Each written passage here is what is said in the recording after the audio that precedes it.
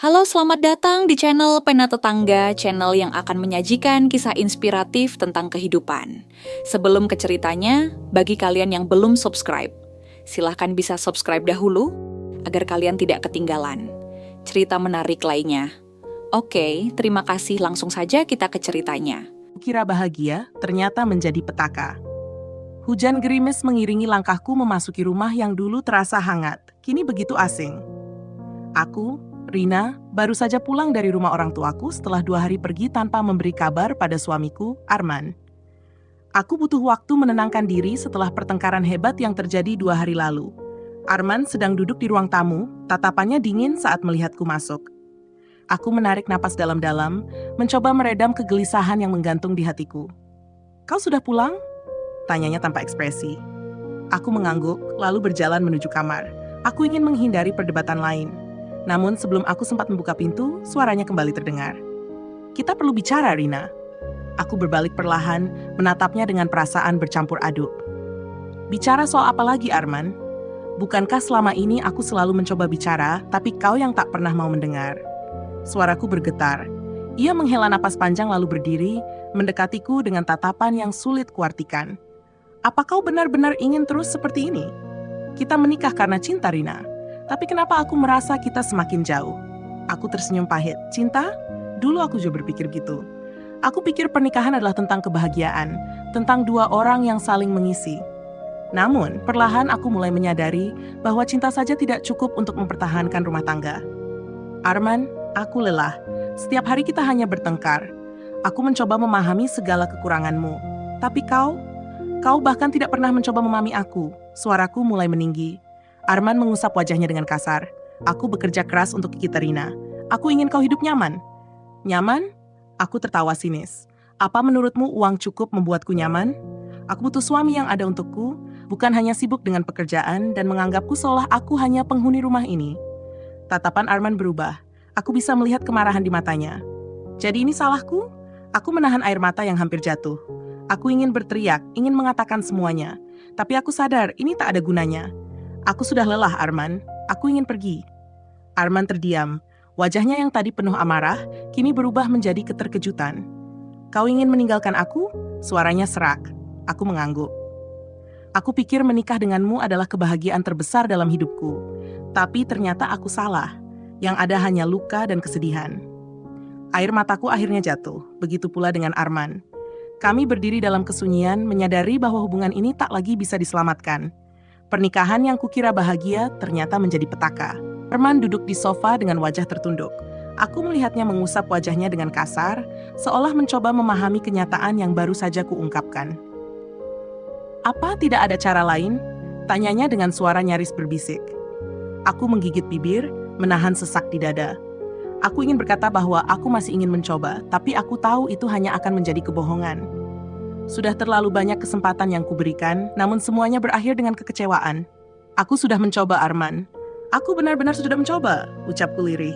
"Tapi aku tidak bisa lagi." Dia bangkit dari duduknya, menatapku dengan tatapan penuh kepedihan. "Aku mencintaimu, Rina." Aku tersenyum getir. Cinta saja tidak cukup. Air mata menggenang di matanya, sesuatu yang jarang kulihat darinya. Arman bukan tipe pria yang mudah menunjukkan emosi. Tapi malam ini, aku melihat sisi lain darinya. Sisi yang mungkin terlambat ia tunjukkan. "Kemana kau akan pergi?" tanyanya akhirnya. Aku menatap koper kecil yang sudah kusiapkan sejak sebelum kembali ke rumah ini. "Aku akan tinggal di rumah orang tuaku untuk sementara waktu." Arman mengangguk pelan, seolah menerima keputusanku dengan berat hati. Tapi sebelum aku bisa melangkah pergi, dia menggenggam tanganku. "Rina, apa ini benar-benar akhir?" Aku terdiam. Hatiku ingin berteriak bahwa aku masih mencintainya, bahwa aku ingin dia menahanku, memelukku, mengatakan bahwa dia akan berubah. Tapi aku tahu itu hanya akan membuat semuanya lebih sulit. Akhirnya, aku menarik tanganku dari genggamannya. "Selamat tinggal, Arman." Aku berjalan menuju pintu, meninggalkan rumah yang pernah menjadi saksi cinta kami. Begitu aku melangkah keluar, angin malam menerpa wajahku, membawa serta kenangan yang perlahan akan menjadi masa lalu. Dan di dalam rumah, aku bisa mendengar isakan pelan dari seseorang yang dulu kupikir akan menjadi bagian dari kebahagiaanku selamanya. Pernikahan ini memang sudah berakhir. Dan aku untuk pertama kalinya merasakan kebebasan yang selama ini kudambakan.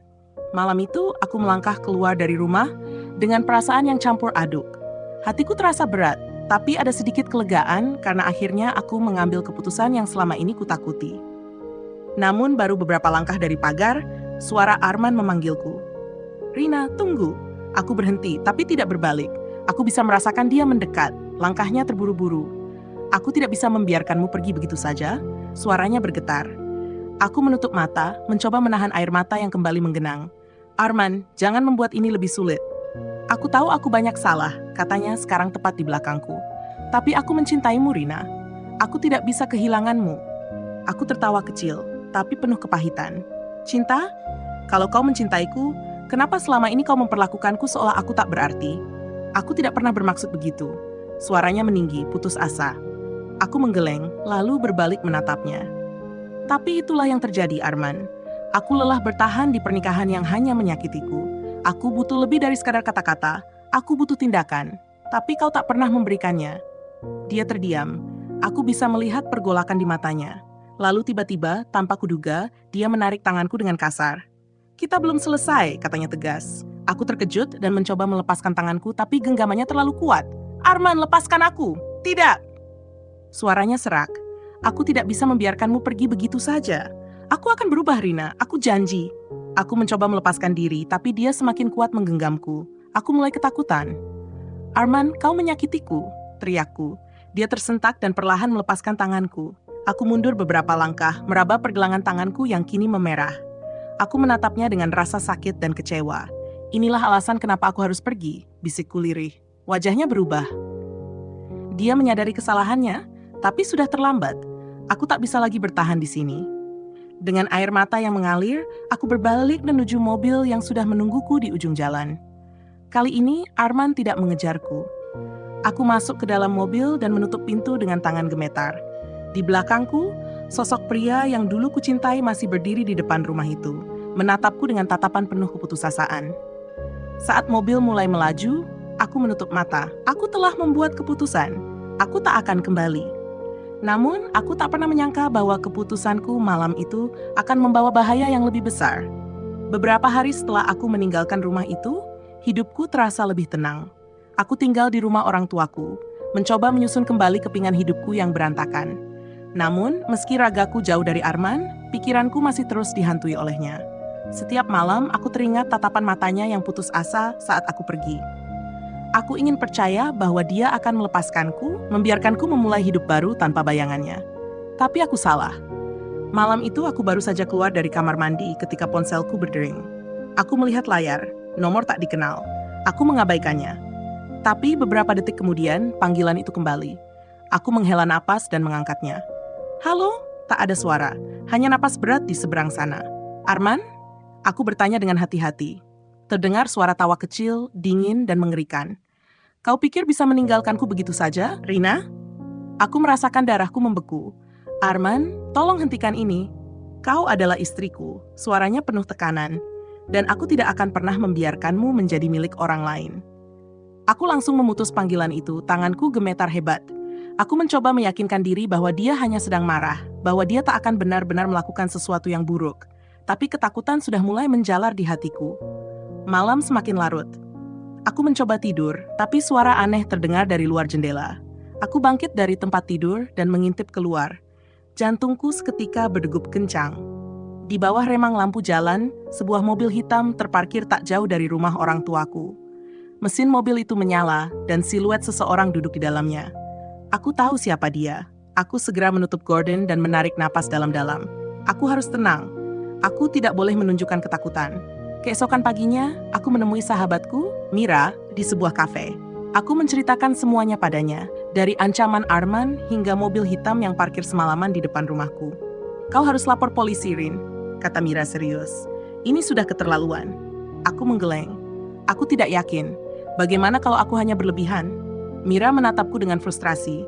"Berlebihan? Rina, pria itu tidak bisa menerima kenyataan bahwa kau sudah pergi. Apa kau mau menunggu sampai sesuatu yang buruk terjadi?" Aku terdiam. Aku tahu Mira benar. Hari itu, aku memutuskan untuk benar-benar mengakhiri segalanya. Aku menghubungi pengacara untuk mengurus perceraian secepat mungkin. Aku juga meminta bantuan untuk mengajukan perintah perlindungan terhadap Arman. Namun, saat aku kembali ke rumah orang tuaku, semuanya sudah terlambat. Aku membuka pintu dan menemukan ruang tamu dalam keadaan berantakan. Kursi terbalik, vas bunga pecah berserakan di lantai. Jantungku berdebar kencang. "Bu, Ayah?" Aku memanggil, suaraku gemetar, tak ada jawaban. Aku melangkah ke dalam, lalu melihat sesuatu yang membuat tubuhku membeku di tempat. Di lantai, ada selembar foto pernikahan kami yang telah disobek, dengan tulisan merah besar di atasnya. "Jika aku tidak bisa memilikimu, maka tak ada seorang pun yang akan." Aku mundur dengan napas tersengal. Pikiranku kacau. Aku mengambil ponsel dan dengan tangan gemetar, aku menghubungi polisi. Namun sebelum aku sempat menekan tombol panggil, suara langkah kaki terdengar di belakangku. Aku membalikkan badan, dan di sana berdiri seseorang yang tak pernah kuharapkan muncul lagi. Arman, wajahnya gelap. Matanya penuh amarah dan obsesi. Aku ingin berteriak, ingin lari, tapi tubuhku terasa kaku. "Kau pikir kau bisa pergi begitu saja, Rina?" katanya dengan suara dingin. Aku mundur selangkah. "Arman, kumohon, jangan lakukan ini." Dia tersenyum miring. "Kau milikku, Rina. Selamanya. Aku tahu malam itu aku harus berjuang. Jika tidak, mungkin aku tidak akan pernah melihat matahari esok pagi." Mundur perlahan, menatap Arman dengan napas tersengal. Tubuhku terasa kaku, tapi pikiranku bekerja cepat mencari jalan keluar. "Arman, dengarkan aku," kataku setenang mungkin, meski suaraku bergetar. "Kita bisa bicara baik-baik. Aku tidak ingin ada yang terluka." Arman tertawa kecil, tetapi tawanya terdengar menakutkan. "Terlambat untuk bicara, Rina. Kau sudah membuat pilihanmu, sekarang aku yang akan menentukan bagaimana semuanya berakhir." Tanganku meremas ponsel di balik punggungku. Aku harus mencari cara untuk menghubungi seseorang tanpa membuatnya curiga. "Apa yang kau inginkan?" tanyaku, berusaha mengulur waktu. Dia melangkah maju, dan aku semakin mundur hingga punggungku menyentuh dinding. Aku mencuri pandang ke pintu depan, tertutup. Jendela masih ada kesempatan. "Aku hanya ingin kita kembali seperti dulu, Rina," katanya lirih. "Aku ingin kita bahagia seperti saat pertama kali menikah." Aku menggeleng. "Itu sudah tidak mungkin, Arman. Kita harus menerima kenyataan. Aku sudah memilih jalanku, dan kau juga harus melanjutkan hidupmu." Matanya menyipit. "Melanjutkan hidupku tanpa kau?" Aku mengangguk perlahan, berharap dia bisa berpikir jernih. Tapi tatapan matanya semakin gelap, dan aku tahu aku harus bertindak cepat. Dengan gerakan cepat, aku mengangkat ponsel dan menekan panggilan darurat, lalu segera melempar ponsel itu ke bawah sofa agar dia tidak bisa mengambilnya. Aku hanya bisa berharap petugas mendengar sesuatu sebelum panggilan terputus. Arman terkejut sejenak, tetapi lalu wajahnya mengeras. "Kau menelepon seseorang?" Aku tidak menjawab. Sebaliknya, aku mengambil kesempatan untuk berlari menuju jendela. Namun sebelum aku sempat membukanya, Arman menarik tanganku. Aku berusaha melepaskan diri, tapi tiba-tiba terdengar suara sirene di kejauhan. Arman menoleh, wajahnya berubah panik. Aku menggunakan kesempatan itu untuk mendorongnya ke belakang dan berlari keluar dari rumah. Di luar, lampu-lampu merah dan biru mulai terlihat di ujung jalan. Polisi datang lebih cepat dari yang aku harapkan. Aku berlari ke arah mereka, dan beberapa petugas langsung menghampiriku. "Dia di dalam, dia masih di dalam," seruku, menunjuk ke rumah. Beberapa petugas segera bergerak masuk, sementara aku ditenangkan oleh seorang polisi wanita yang memintaku untuk duduk dan menarik napas dalam. Beberapa menit kemudian, Arman keluar dengan tangan terborgol, wajahnya dipenuhi amarah dan kekecewaan. Aku menatapnya dari jauh, dan untuk pertama kalinya, aku melihat kenyataan dengan jelas. Ini adalah akhir dari semuanya. Aku tahu prosesnya tidak akan mudah. Aku harus menghadapi persidangan, proses perceraian, dan mungkin banyak hal lainnya. Tapi satu hal yang pasti, aku telah mengambil langkah pertama menuju kebebasan. Aku menatap langit malam yang kini terasa lebih luas, lebih terbuka, dan untuk pertama kalinya dalam waktu yang lama, aku bisa bernapas lega. Beberapa bulan kemudian, aku duduk di ruang tamu rumah orang tuaku, memandangi secangkir teh hangat yang mengepul di hadapanku. Sudah 3 bulan sejak kejadian malam itu. Malam di mana akhirnya aku benar-benar terlepas dari Arman. Setelah penangkapannya, polisi menemukan banyak bukti bahwa Arman telah mengawasiku selama beberapa minggu. Catatan panggilan, pesan tak terbalas, bahkan rekaman CCTV dari rumah tetangga yang menunjukkan mobilnya sering terparkir di dekat sini. Semua itu cukup untuk membuatnya mendapatkan hukuman yang setimpal. Hari ini, aku menerima kabar bahwa proses perceraianku dengan Arman akhirnya selesai. Aku resmi menjadi wanita bebas. Namun, rasa lega itu bercampur dengan kegelisahan. Aku tahu luka yang dia tinggalkan tidak akan hilang begitu saja. Rina? Suara lembut ibuku membuyarkan lamunanku. Aku menoleh dan tersenyum tipis. Iya, Bu. Ibuku duduk di sebelahku menggenggam tanganku dengan hangat. Kau baik-baik saja? Aku mengangguk. Aku baik-baik saja, Bu. Aku hanya masih mencoba membiasakan diri. Ibuku tersenyum penuh kasih. Kau sudah melalui banyak hal, Nak. Tidak apa-apa jika butuh waktu untuk menyembuhkan diri. Aku menarik napas dalam-dalam, lalu memandang keluar jendela. Matahari mulai terbenam, meninggalkan semburat jingga di langit. Aku ingin percaya bahwa hidupku juga sedang menuju senja yang indah setelah melewati badai yang panjang. Namun, ternyata badaiku belum sepenuhnya berlalu. Malam itu, saat aku bersiap tidur, ponselku bergetar di atas meja. Aku meraihnya dan melihat sebuah pesan dari nomor tak dikenal. Kau pikir semuanya sudah berakhir? Darahku seketika membeku. Aku menatap layar ponsel dengan tangan gemetar. Ini pasti Arman. Tapi bagaimana? Dia seharusnya masih dalam tahanan. Aku segera menelepon Mira. Mira, aku dapat pesan aneh. Aku takut ini dari Arman. Di seberang telepon, Mira terdiam sesaat lalu berkata, Rina, aku baru saja membaca berita. Arman dibebaskan dengan jaminan tadi pagi. Aku merasakan jantungku berdegup kencang. Ini tidak mungkin. Ini tidak boleh terjadi. Aku baru saja mulai merasa aman. Namun sekarang bayangan masa laluku kembali menghantuiku. Aku menelan ludah, mencoba menenangkan diri. Tapi jauh di dalam hati, aku tahu Arman belum selesai denganku. Dan aku harus bersiap untuk menghadapi apa yang akan terjadi. Selanjutnya, malam yang mencekam. Aku menatap layar ponsel dengan napas tersengal. Jemariku gemetar saat mencoba memastikan apakah pesan itu benar-benar nyata. Kau pikir semuanya sudah berakhir? Aku menutup mata, mencoba mengendalikan ketakutanku. Ini pasti hanya kebetulan. Bisa saja ini pesan dari seseorang yang iseng atau salah kirim. Tapi firasatku mengatakan sebaliknya. Tak ingin membuang waktu, aku segera menelepon kantor polisi tempat Arman ditahan. Setelah beberapa kali nada sambung, seseorang mengangkat telepon. Halo, ini Rina. Saya ingin menanyakan sesuatu tentang tahanan bernama Arman Pratama. Apakah benar dia sudah dibebaskan dengan jaminan? Tanyaku dengan suara sedikit bergetar. Petugas di ujung telepon terdengar ragu sebelum menjawab. Sebentar, Bu. Saya akan memeriksa datanya dulu. Aku menunggu dengan jantung berdebar. Beberapa detik kemudian, suara petugas kembali terdengar. Ya, benar. Dia dibebaskan tadi pagi. Dunia seakan berhenti berputar. Aku menelan ludah. Siapa yang membayarkan jaminannya? Maaf, kami tidak bisa mengungkapkan informasi itu. Tapi yang jelas, dia sudah resmi keluar dari tahanan dan tidak lagi dalam pengawasan kami, kecuali ada laporan baru. Tanganku mencengkeram ponsel erat-erat. Aku ingin mengatakan bahwa dia telah mengirim pesan mengancam, tapi tanpa bukti lebih lanjut, polisi mungkin tidak bisa berbuat banyak. Aku mengucapkan terima kasih singkat lalu menutup telepon. Kepalaku terasa pening. Aku duduk di tepi ranjang, mencoba berpikir jernih. Bagaimana bisa seseorang membayar jaminannya? Siapa yang membantu Arman keluar? Tiba-tiba, ponselku bergetar lagi. Kali ini sebuah foto yang dikirim dari nomor tak dikenal. Aku membuka pesan itu, dan seketika darahku membeku. Itu adalah fotoku, diambil dari luar rumah orang tuaku. Dari sudut pandang gambar, seseorang jelas sedang mengawasi rumah ini. Tanganku langsung menutup mulut, berusaha menahan kepanikanku. Aku buru-buru meraih gorden dan mengintip keluar jendela. Gelap, sunyi. Namun aku merasa ada sepasang mata yang sedang mengawasi. Aku menggenggam ponsel erat dan menghubungi Mira. Begitu dia mengangkat telepon, aku langsung berkata, Mira, aku butuh bantuan. Aku takut Arman ada di dekat rumahku sekarang. Aku bisa mendengar Mira terkejut. Apa? Rina, kau harus segera pergi dari sana. Jangan tinggal di rumah sendirian. Aku mengangguk, meski dia tak bisa melihatku. Aku akan bicara pada orang tuaku. Aku mungkin akan pergi ke hotel untuk sementara.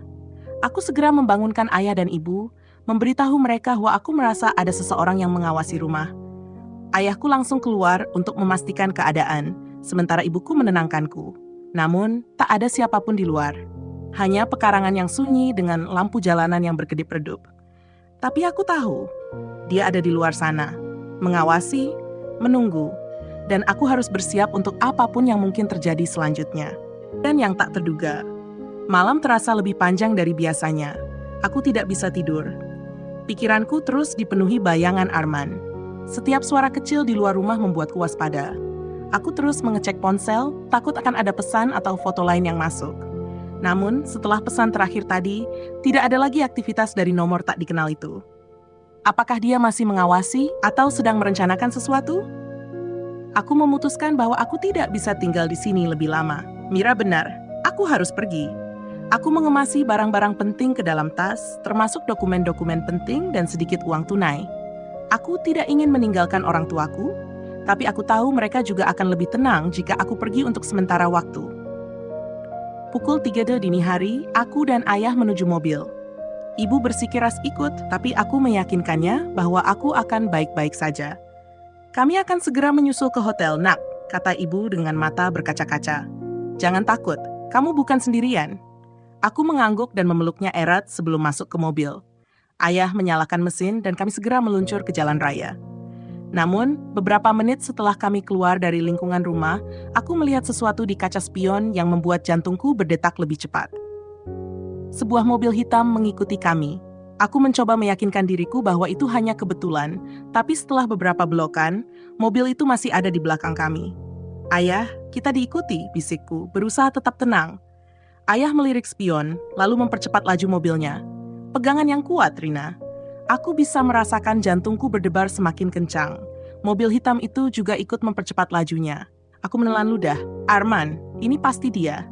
Aku mencoba menghubungi polisi, tapi sinyal tiba-tiba menghilang. Aku mengutuk dalam hati, kami sedang berada di daerah yang agak terpencil, dan kemungkinan sinyal buruk di sini. Rina, bersiaplah, seru ayah saat ia mengambil tikungan tajam dengan cepat. Mobil kami hampir kehilangan kendali, tapi ayah berhasil menyeimbangkannya lagi. Namun mobil hitam itu tidak menyerah. Aku tahu kami tidak bisa terus seperti ini. Jika kami tetap di jalan raya, Arman bisa terus mengikuti kami. Ayah, belok ke arah pasar. Lebih banyak orang di sana, seruku. Ayah mengangguk dan dengan cepat membelokkan mobil ke arah jalan yang lebih sempit. Kami melewati beberapa kios yang sudah tutup, tapi beberapa pedagang mulai bersiap membuka dagangan mereka. Mobil hitam itu terjebak sebentar di belakang kendaraan lain, memberi kami sedikit waktu. Ayah, berhenti di depan warung itu. Aku akan keluar. Ayah terkejut. Apa? Tidak, itu terlalu berbahaya. Tidak, ayah, aku harus keluar dari mobil. Jika aku tetap di sini, dia akan terus mengikuti kita. Ayah ragu sejenak, tapi akhirnya mengangguk. Ia segera menghentikan mobil di dekat sebuah warung kecil yang sudah buka. Aku membuka pintu dengan cepat dan berlari masuk ke dalam warung. Seorang ibu-ibu pemilik warung menatapku bingung, tapi aku tidak punya waktu untuk menjelaskan. Aku mengintip keluar jendela. Mobil hitam itu berhenti beberapa meter dari tempat kami. Pintu mobil terbuka, dan aku melihat sosok yang selama ini menghantuiku. Dia melihat sekeliling, jelas sedang mencari sesuatu. Mencari aku. Aku menahan napas dan berjongkok di balik etalase warung, berusaha membuat tubuhku sekecil mungkin. Aku tidak tahu berapa lama aku bisa bersembunyi. Aku hanya tahu satu hal, terjebak dalam bayangan.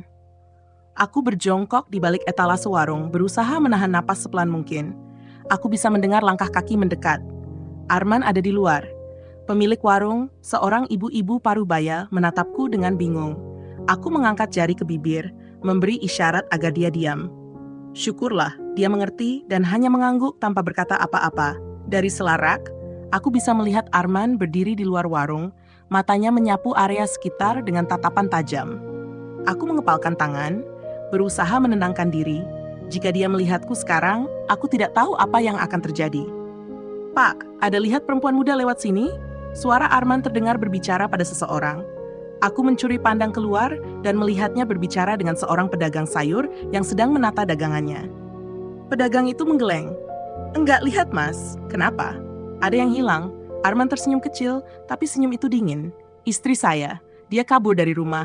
Saya cuma mau memastikan dia aman. Aku ingin muntah mendengar kata-katanya.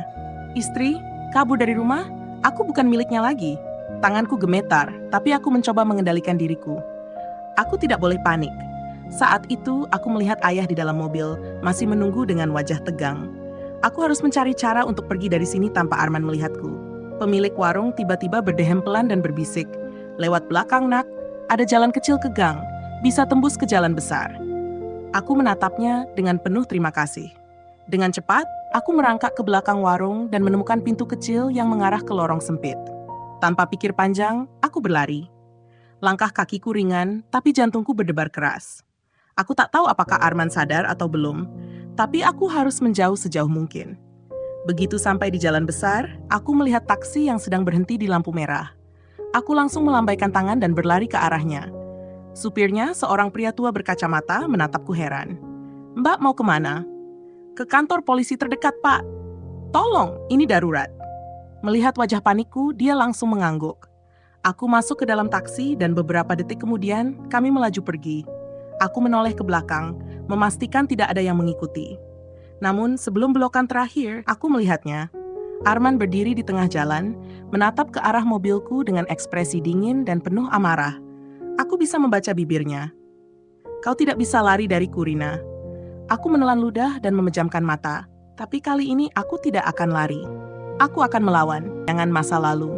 Mobil taksi melaju kencang meninggalkan pasar, tetapi dadaku masih terasa sesak.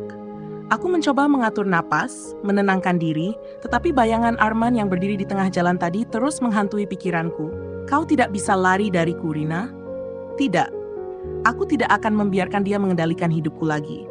Aku merogoh ponselku dan mencoba menelepon polisi, tetapi tanganku masih gemetar. Supir taksi melirikku dari kaca spion, mungkin menyadari ketakutanku. "Kamu baik-baik saja, Mbak?" tanyanya dengan suara khawatir. Aku mengangguk pelan. Saya dikejar seseorang. Saya harus sampai ke kantor polisi secepatnya." Supir itu mengangguk dan semakin menambah kecepatan. "Tenang saja, Mbak. Kita hampir sampai." Namun, firasat buruk kembali muncul. Aku melirik ke belakang dan, astaga, sebuah mobil hitam melaju cepat mengikuti kami dari kejauhan. "Arman." "Pak, tolong lebih cepat," seruku panik. Supir taksi tampaknya menyadari apa yang terjadi dan langsung menancap gas. Kami menyalip beberapa mobil di depan, berusaha menghindari kejaran. Namun, mobil hitam itu tidak menyerah. Aku bisa melihatnya semakin mendekat. Aku tidak bisa terus seperti ini. Aku harus melakukan sesuatu. Aku membuka ponsel dan mengirim pesan cepat ke Mira. Arman mengejarku. Aku dalam taksi menuju kantor polisi. Jika aku tidak sampai dalam 10 menit, tolong laporkan. Aku menggigit bibir, mencoba berpikir lebih jauh. Lalu aku melihat sesuatu di jalan depan, sebuah pertigaan dengan jalan kecil yang hanya cukup untuk satu mobil. Aku mencondongkan tubuh ke depan. "Pak, belok kiri di pertigaan itu." Supir taksi menoleh sekilas. "Tapi itu jalan kecil, Mbak. Macet nanti." "Justru itu yang aku butuhkan," kataku yakin. Supir itu ragu sejenak, tetapi akhirnya mengangguk. Begitu sampai di pertigaan, dia membanting setir ke kiri dan masuk ke jalan sempit di antara deretan bangunan tua. Aku menoleh ke belakang. Mobil hitam itu terlambat bereaksi. Dia melewati pertigaan itu. Aku menghela napas lega. Kami berhasil mengecohnya, untuk sementara. "Luar biasa, Mbak," kata supir taksi sambil tersenyum kecil. "Sekarang kita langsung ke kantor polisi?" Aku mengangguk. "Ya, saya harus mengakhiri ini semua." Beberapa menit kemudian, kami sampai di kantor polisi. Aku keluar dengan tergesa-gesa dan langsung masuk ke dalam gedung. Di sana, seorang petugas polisi melihatku dengan bingung. "Ada yang bisa kami bantu, Bu?" Aku menarik napas dalam-dalam lalu berkata dengan mantap, "Saya ingin melaporkan mantan suami saya. Dia mengancam hidup saya. Aku tidak akan lari lagi. Aku akan melawan. Aku melawan." Aku duduk di hadapan seorang petugas bernama Pak Budi, mencoba mengatur napas. Tanganku masih gemetar, tapi aku tahu aku harus tetap kuat. "Jadi, Anda ingin melaporkan ancaman dari mantan suami Anda, Arman Pratama?" tanya Pak Budi, mencatat sesuatu di bukunya. Aku mengangguk. "Ya, Pak. Dia sudah keluar dari tahanan dan mulai mengawasi saya lagi. Malam ini, dia bahkan mengirim pesan mengancam dan mencoba mengejar saya." Pak Budi mengernyit. "Apakah Anda masih memiliki pesan itu?" Aku buru-buru mengeluarkan ponsel dan menunjukkan pesan serta foto yang dikirim Arman. Dia melihatnya dengan serius, lalu menoleh ke rekannya. "Kita bisa gunakan ini sebagai bukti intimidasi. Kita harus segera bertindak sebelum terjadi sesuatu yang lebih buruk," katanya. Aku merasa sedikit lega, tetapi ketakutanku belum sepenuhnya hilang. "Kami akan segera menyelidiki ini, Bu Rina. Tapi kami butuh informasi lebih lanjut. Apakah Anda tahu di mana dia sekarang?" Aku menggeleng. "Yang saya tahu, dia tadi mengejar saya dengan mobil hitam. Mungkin dia masih mencariku." Pak Budi mengangguk, lalu berbicara ke radio komunikasinya. "Kirimkan unit patroli untuk mencari mobil hitam yang dicurigai mengejar seorang warga." Beberapa petugas segera bergegas keluar. Aku menarik napas dalam-dalam. Aku berharap kali ini Arman benar-benar ditangkap. Tiba-tiba, ponselku bergetar. Nomor tak dikenal lagi. Aku menelan ludah, lalu membuka pesannya. Aku tahu kau ada di kantor polisi. Kau pikir mereka bisa melindungimu? Aku lebih pintar dari yang kau kira, sayang. Darahku langsung membeku. Aku menatap Pak Budi dengan panik. Dia tahu saya ada di sini. Berarti dia masih mengawasi. Pak Budi segera mengambil tindakan. Jangan khawatir, Bu. Kami akan mengamankan kantor polisi ini dan mengawasi sekeliling. Jika dia ada di dekat sini, dia tak akan bisa kabur lagi. Namun, sebelum dia selesai berbicara, suara ledakan kecil terdengar dari luar. Aku tersentak. Apa itu? Seorang petugas berteriak. Seseorang berlari masuk dengan napas tersengal. Mobil di parkiran meledak. Sepertinya disengaja. Aku menutup mulut dengan tangan, mataku melebar. Ini pasti ulah Arman. Dia ingin mengacaukan semuanya. Pak Budi segera mengeluarkan pistolnya. Amankan seluruh area. Jangan biarkan siapapun keluar atau masuk tanpa izin. Aku mundur selangkah. Tubuhku gemetar. Aku tidak pernah membayangkan akan mengalami sesuatu seperti ini. Namun, di tengah kekacauan, aku sadar satu hal. Arman semakin nekat. Aku tidak bisa hanya bersembunyi. Aku harus mencari cara untuk menghentikannya sebelum semuanya terlambat. Aku tidak akan lari lagi. Aku akan melawan. Perangkap Arman. Suasana di kantor polisi berubah menjadi kacau. Ledakan kecil tadi membuat semua petugas sibuk mengamankan area, sementara aku berdiri terpaku di tempat. Pikiranku berputar. Ini pasti ulah Arman. Dia ingin menciptakan kepanikan agar bisa bergerak bebas. Pak Budi menepuk bahuku, membawaku kembali ke realitas. Bu Rina, Anda harus tetap di dalam. Kami akan menangani ini. Aku mengangguk, tetapi instingku mengatakan bahwa bahaya belum berakhir. Saat aku melirik keluar jendela, mataku langsung membelalak. Di seberang jalan berdiri sosok yang paling ingin aku hindari, Arman. Dia mengenakan jaket hitam, wajahnya tertutup masker, tetapi aku tahu itu dia. Tatapan matanya dingin, penuh kesombongan dan ancaman. Tiba-tiba, ponselku bergetar. Nomor tak dikenal lagi. Aku menelan ludah dan membaca pesan itu. Kau pikir mereka bisa melindungimu? Aku ada di sini, sayang. Aku hanya butuh waktu untuk mengambilmu kembali. Tanganku mengepal. Tidak, aku tidak akan membiarkan ini terjadi lagi. Aku segera menarik napas dalam-dalam, lalu menoleh ke Pak Budi. Pak, dia ada di luar. Itu Arman. Pak Budi langsung memberi instruksi lewat radio, dan beberapa petugas keluar untuk mencarinya. Aku menatap kembali keluar jendela. Tapi Arman sudah menghilang. Sial! Dia selalu selangkah lebih maju. Aku merasa napasku semakin berat. Ini bukan hanya ancaman biasa. Dia sedang memainkan permainan yang lebih besar. Aku tidak bisa diam saja. Aku harus berpikir seperti dia. Aku tahu Arman tidak akan menyerang kantor polisi secara langsung. Terlalu berisiko. Tapi dia pasti sudah menyiapkan rencana cadangan. Aku memejamkan mata, mencoba mengingat semua yang aku ketahui tentang dia. Arman adalah orang yang penuh strategi. Dia tidak akan muncul begitu saja tanpa persiapan. Jika dia sengaja memperlihatkan dirinya, itu berarti dia ingin aku ketakutan. Tapi, untuk apa? Lalu aku tersadar, orang tuaku. Aku buru-buru meraih ponsel dan menghubungi ibu. Tidak ada jawaban. Aku mencoba menghubungi ayah, sama saja. Darahku membeku. Arman tidak datang untukku di sini. Dia mengincar keluargaku. Aku langsung menapak Budi dengan panik. Pak, saya harus pulang sekarang.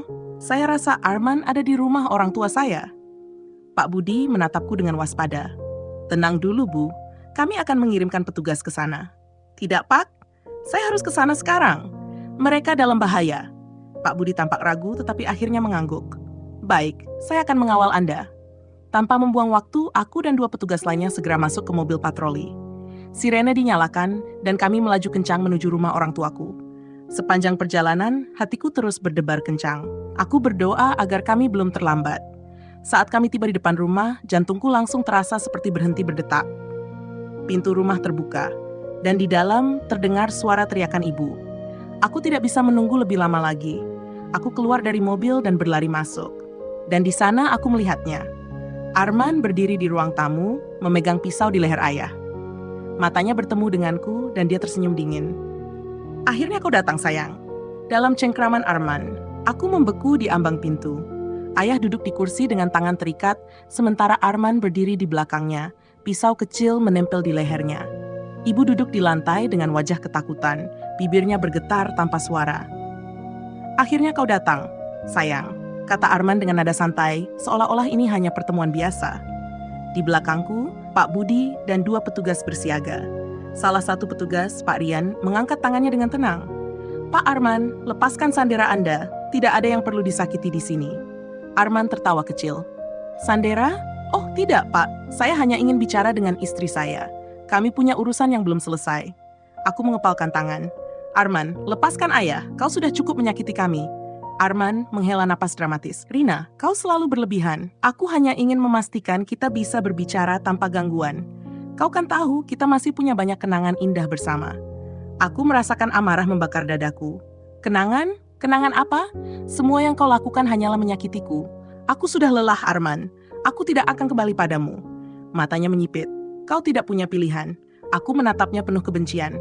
Oh, aku punya. Aku sudah memilih untuk melawan. Tiba-tiba, suara di radio petugas berbunyi.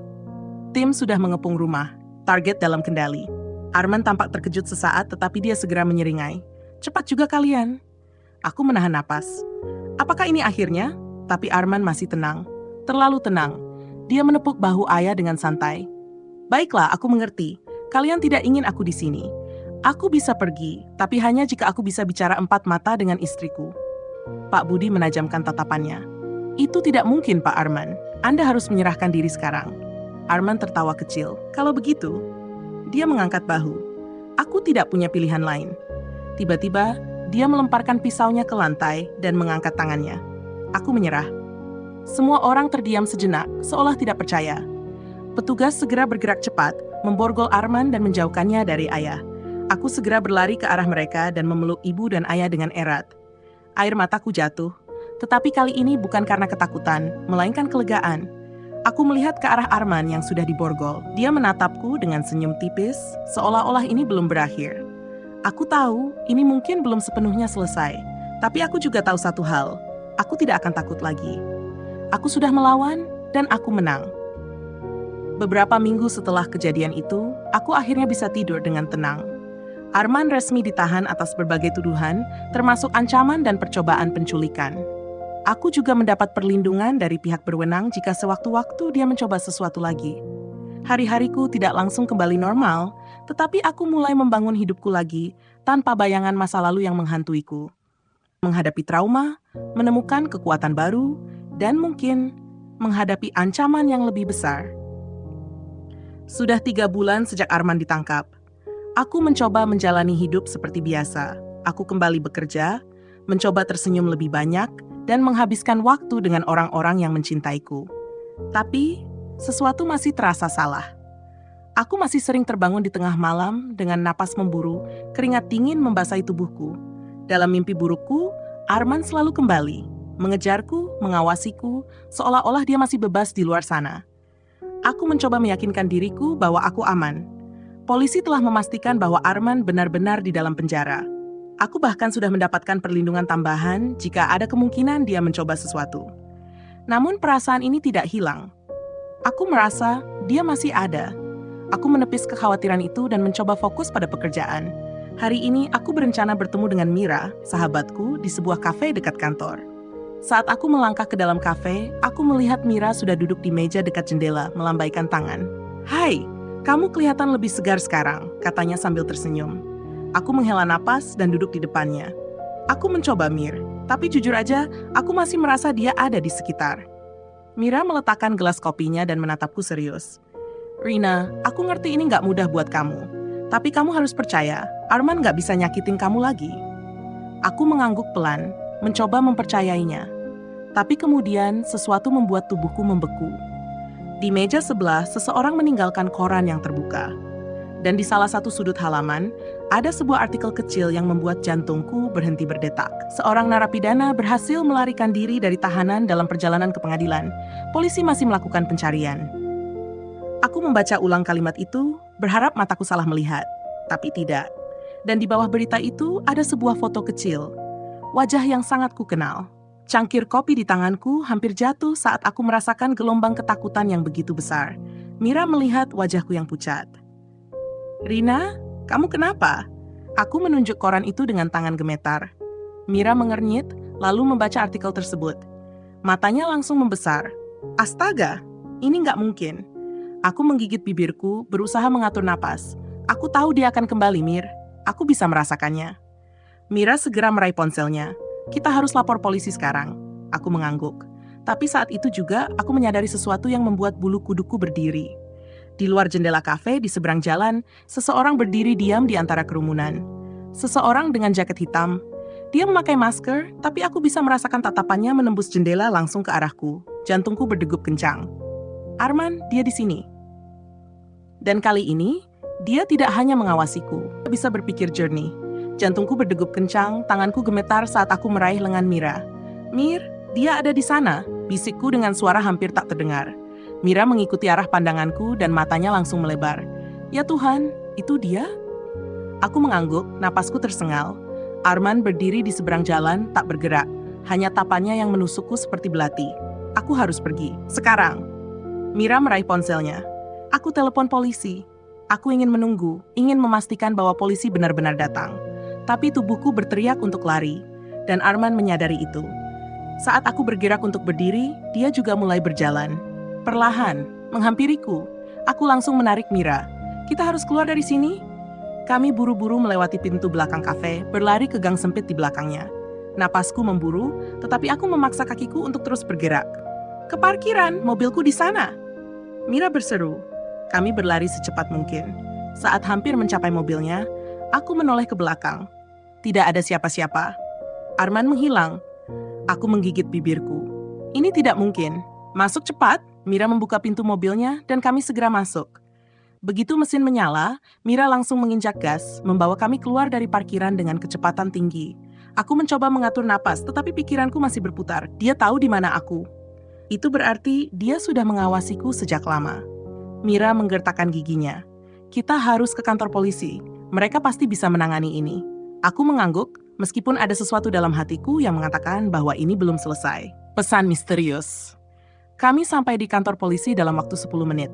Begitu turun dari mobil, aku langsung disambut oleh Pak Budi. Wah, ada apa ini? Kok kelihatan panik? Aku menelan ludah, berusaha berkata dengan jelas. Arman, aku melihatnya. Dia ada di luar kafe mengawasi kami. Pak Budi langsung berubah serius. Itu tidak mungkin. Dia baru saja melarikan diri kemarin. Seharusnya dia masih dalam pencarian. Aku yakin itu dia, suaraku meninggi. Pak Budi menghela napas dan memberi isyarat kepada petugas lain. Oke, kita akan segera melakukan pencarian di sekitar area yang kamu sebutkan. Untuk sekarang, kamu tetap di sini. Kami akan mengamankanmu.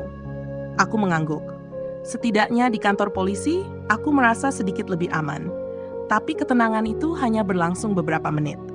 Ponselku bergetar, nomor tak dikenal. Aku menelan ludah dan membukanya. Sebuah pesan singkat muncul di layar. Bagus, kau masih tahu cara melarikan diri. Tapi permainan baru saja dimulai.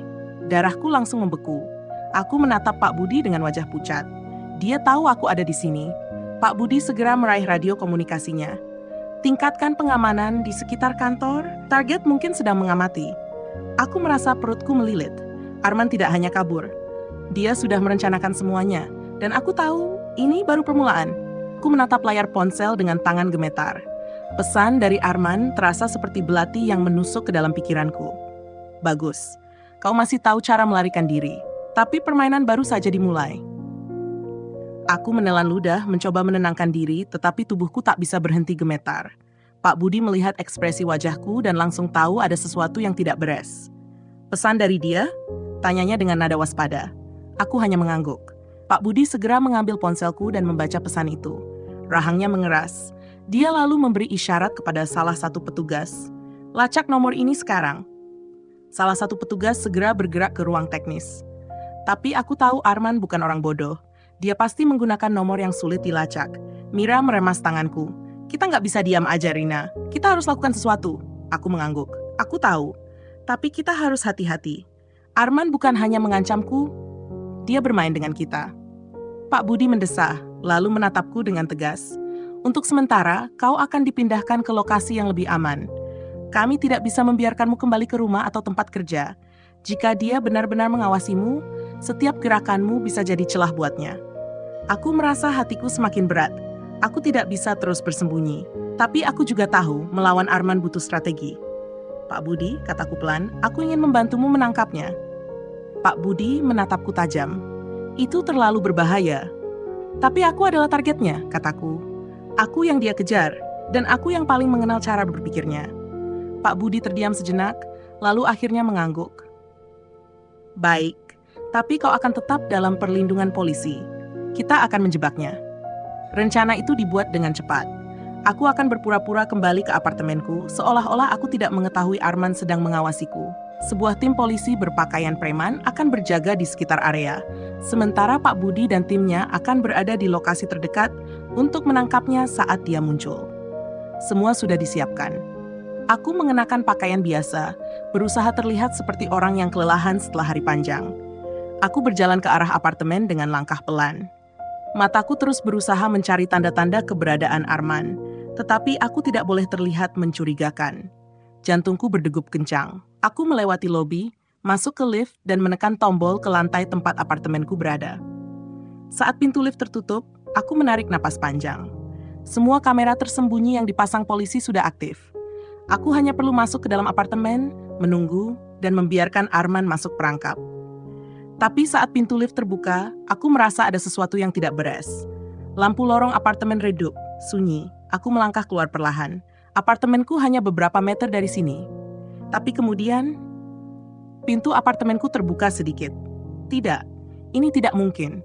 Polisi sudah memastikan tempat ini aman. Aku merogoh saku, menekan tombol kecil di ponselku, sinyal untuk Pak Budi dan tim bahwa ada sesuatu yang tidak beres.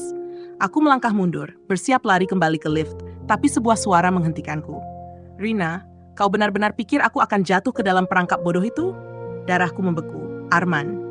Dia ada di sini. Dan sebelum aku bisa berbalik, sesuatu yang dingin menyentuh tengkuk. Aku sudah masuk ke dalam perangkapnya. Duduk di ruang interogasi kantor polisi, masih berusaha mengatur napas setelah membaca pesan dari Arman.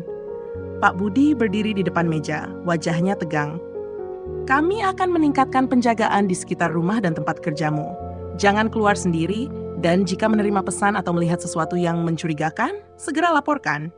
Aku mengangguk, tetapi pikiranku masih dipenuhi ketakutan. Arman ada di luar sana mengawasiku. Tiba-tiba, ponselku kembali bergetar. Kali ini, sebuah foto yang dikirim oleh nomor tak dikenal. Aku membuka pesannya. Itu adalah foto rumah orang tuaku. Jantungku serasa berhenti. Pak, dia mengincar rumah orang tuaku. Suaraku bergetar. Pak Budi langsung memberi instruksi pada timnya. Kirim unit ke rumah orang tua Bu Rina sekarang. Aku ingin ikut, tapi Pak Budi menahanku. Kami akan menangani ini. Kamu tetap di sini. Tapi aku tidak bisa hanya diam. Aku meraih Mira yang masih bersamaku. Aku harus ke sana. Aku ikut, jawabnya tanpa ragu. Aku dan Mira segera masuk ke mobil, mengikuti mobil patroli yang melaju kencang ke rumah orang tuaku. Hatiku berdebar kencang sepanjang perjalanan. Aku hanya berharap kami belum terlambat. Konfrontasi terakhir. Begitu sampai di rumah, beberapa petugas sudah berjaga. Aku langsung berlari masuk. Ibu, ayah, teriakku. Mereka muncul dari ruang tamu, wajah mereka penuh kebingungan. Rina, ada apa? Aku langsung memeluk mereka. Syukurlah kalian baik-baik saja. Tapi firasat buruk masih menghantuiku. Aku berkeliling memeriksa rumah, memastikan tidak ada yang janggal. Lalu aku melihatnya. Jendela dapur terbuka. Darahku berdesir. Seseorang sudah masuk ke sini. Pak Budi segera memberi isyarat pada petugas lain untuk menyisir rumah. Aku berjalan perlahan ke dapur. Jantungku berdebar kencang. Saat itulah aku melihat sesuatu di meja. Sebuah catatan kecil. Aku selalu lebih dekat dari yang kau kira. Tiba-tiba terdengar teriakan dari salah satu petugas di luar. Dia ada di belakang rumah. Aku berlari ke halaman belakang dan di sanalah dia berdiri. Arman. Tatapannya tajam, penuh kemarahan dan kegilaan yang selama ini kutakuti. Petugas segera mengarahkan senjata padanya. Jangan bergerak. Tapi Arman hanya tersenyum tipis. Apa kau pikir aku akan menyerah semudah itu? Dia mencoba berlari ke arah pagar, tapi petugas sudah lebih cepat. Dalam hitungan detik, dia jatuh ke tanah, tangannya diborgol. Aku menghela napas panjang, lututku hampir lemas. Akhirnya, dia tertangkap. Epilog kebebasan yang sesungguhnya. Beberapa minggu setelah penangkapan Arman, aku akhirnya bisa bernapas lega. Dia dijatuhi hukuman berat dan tidak akan bisa menggangguku lagi. Aku juga mendapat perlindungan dari pihak berwenang jika sewaktu-waktu ada ancaman lain. Hidupku perlahan kembali normal. Aku mulai tersenyum lebih sering, tidur lebih nyenyak, dan tidak lagi merasa dihantui. Hari ini, aku duduk di taman bersama Mira, menikmati angin sore yang sejuk. Kau akhirnya bebas, kata Mira sambil tersenyum. Aku mengangguk, ya, dan aku tidak akan pernah membiarkan diriku terjebak dalam ketakutan lagi. Aku bukan lagi korban, aku adalah penyintas. Dan ini adalah awal dari hidupku yang baru. Jangan pernah takut untuk melangkah pergi dari sesuatu yang menyakitimu. Luka hari ini adalah awal dari kebebasan dan kebahagiaan yang menantimu di masa depan. Haha, kayaknya ini buat skrip video ya. Siap. Jangan lupa like, komen, dan subscribe. Sampai jumpa di video berikutnya. Dadah!